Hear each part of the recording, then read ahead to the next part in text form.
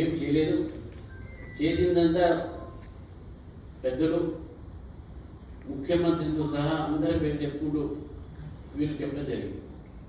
ఈరోజు కొండా సురేఖ గారి యొక్క ఏదైతే వ్యవహారం ఉందో వాళ్ళకి సంబంధించినటువంటి వారి ఓఎస్డీని అరెస్ట్ చేయడము, లేకపోతే ఎలిగేషన్స్ సిమెంట్ ఫ్యాక్టరీ ఓనర్ని బెదిరించి వసూలు చేయడము ఇవి ఉన్నాయో, దీని అనంతరం ఇటు ఆరోపణలతో ప్రతి ఆరోపణ కూడా వచ్చినాయి.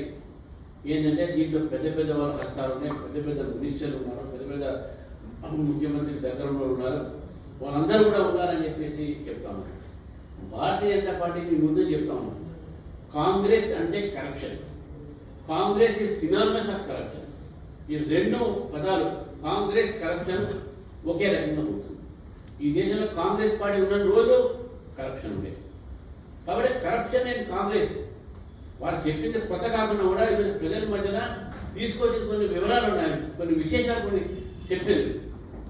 ఈరోజు వెళ్ళబెట్టేటువంటి ఒక 5 అంశాలు ఉన్నాయో, ఎవరెవరు కరప్షన్ చేశారో మొత్తం కాంగ్రెస్ నాయకులు, ఈరోజు ఈ రాష్ట్రంలో ఉన్న కాంగ్రెస్ నాయకులు వాళ్ళు దీనిపైన వివరణ ఇవ్వాల్సిన అవసరం లేదు.